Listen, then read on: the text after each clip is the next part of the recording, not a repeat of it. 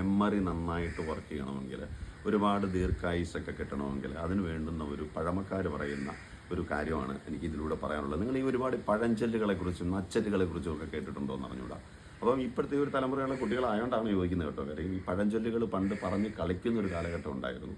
അതുപോലെ നച്ചൊല്ലുകളുണ്ട്. അതിൽ ഒരു പഴഞ്ചൊല്ലുണ്ട്: ആഹാരം കുടിക്കുക, വെള്ളം കഴിക്കുക.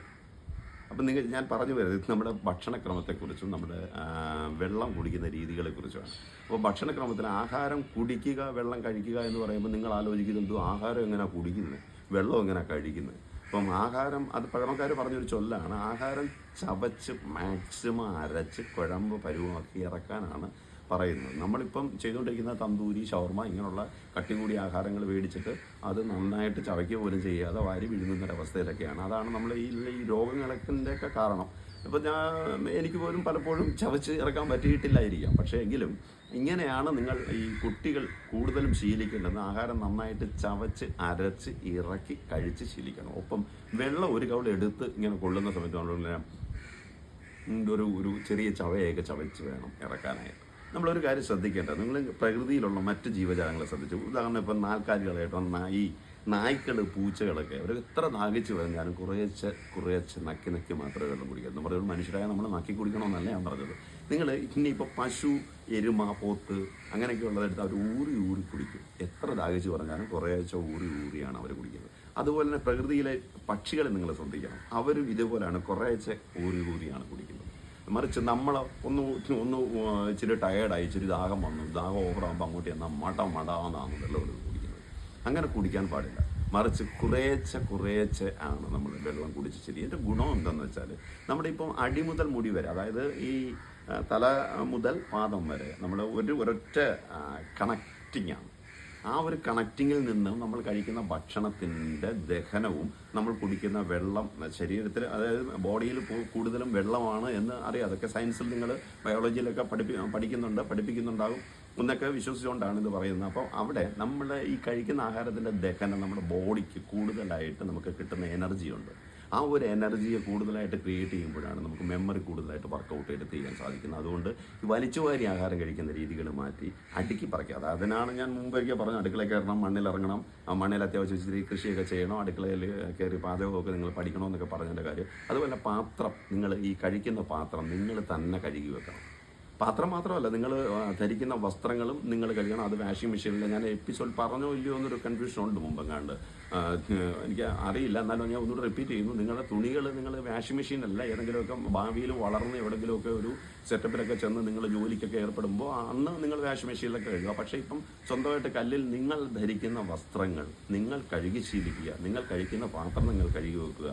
ഒപ്പം തന്നെ ആഹാരം മാക്സിമം ചവച്ചരച്ച് ഇറക്കി കഴിക്കുക. അതുപോലെ തന്നെ വെള്ളം മടമടാന്ന് കുടിക്കാതെ കുറേശ്ശെ കുടിച്ച് ബോഡിയുടെ ആ ലെവൽ കീപ്പ് ചെയ്തെടുക്കുന്നവർക്ക് നന്നായിട്ട് മെമ്മറി വർക്കൗട്ട് ചെയ്യാൻ സാധിക്കും എന്ന് ഇത് ഞാൻ പറഞ്ഞതല്ല, പഴമക്കാർ പറഞ്ഞ ഒരു ചൊല്ലിനെ ബേസ് ചെയ്തുകൊണ്ട് പറയുന്നതാണ്. അപ്പോൾ ഇതുപോലെ ഫോളോ ചെയ്യും എന്ന് വിശ്വസിച്ചുകൊണ്ട് ഇനി മുതൽ ആഹാരം എപ്പാളപ്പെട്ട് വലിച്ചു വാരി കഴിക്കാതെ ആവശ്യമാണ്. അതേ ഇതിൻ്റെ കൂട്ടത്തിൽ ഒരു കാര്യം പറയാം. ഇതിൻ്റെ സത്യാവസ്ഥയൊന്നും എനിക്കറിയില്ല, വായിച്ചറിഞ്ഞിട്ടുള്ളതാണ്. അപ്പോൾ ഈ നമ്മുടെ ഈ മനുഷ്യൻ്റെ ബോഡി ക്രിയേറ്റ് ചെയ്തിരിക്കുന്ന പദ്യാഹാരത്തിന് വേണ്ടിയിട്ടാണെന്നാണ് അറിവ്. അപ്പോൾ പദ്യാഹാരത്തിൽ നിന്ന് നമ്മൾ സസ്യാഹാരത്തിലേക്ക് കടന്നു, സസ്യാഹാരത്തിൽ നിന്നും മാംസാഹാരത്തിലേക്കും കടന്നു കഴിഞ്ഞു. മാംസാഹാരമാണ് ഇപ്പം പൂർണ്ണമായും നമ്മൾ കഴിച്ചുകൊണ്ടിരിക്കുന്നത്.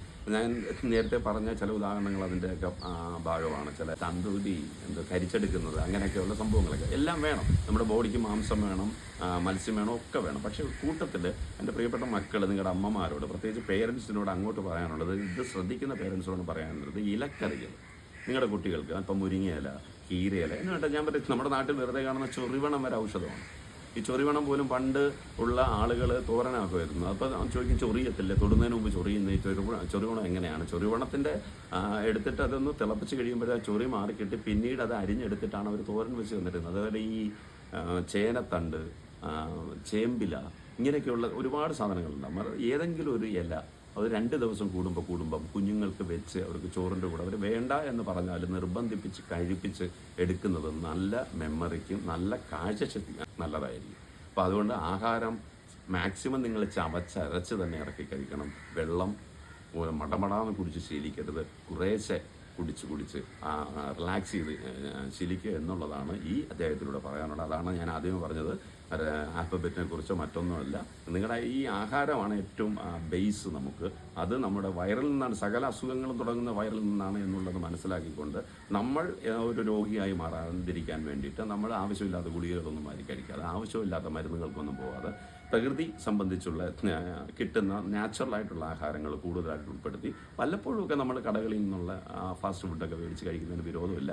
പക്ഷേ നമ്മുടെ വീട്ടിൽ നമ്മൾ സത്യസന്ധമായി വെക്കുന്ന ആഹാര സാധനങ്ങൾ നന്നായിട്ട് ചവച്ചരച്ച് ഇറക്കി കഴിച്ച്, വെള്ളം അതുപോലെ തന്നെ വെള്ളം ചവച്ച് കുടിക്കാൻ പറഞ്ഞാൽ വെള്ളം ചവച്ചുകൊണ്ടിരിക്കാൻ വേണ്ടിയിട്ടല്ല, അത്യാവശ്യം നമ്മൾ സ്ലോയിൽ വെള്ളം കുടിച്ച് ശീലിക്കുന്നവരായിരിക്കണം. ആ ഒരു രീതിയിൽ പോയി കഴിഞ്ഞാൽ കൂടുതൽ മെമ്മറി വർക്കൗട്ട് ചെയ്തെടുക്കാനോ ആരോഗ്യം ക്രിയേറ്റ് ചെയ്തെടുക്കാനും നിങ്ങൾക്ക് സാധിക്കും.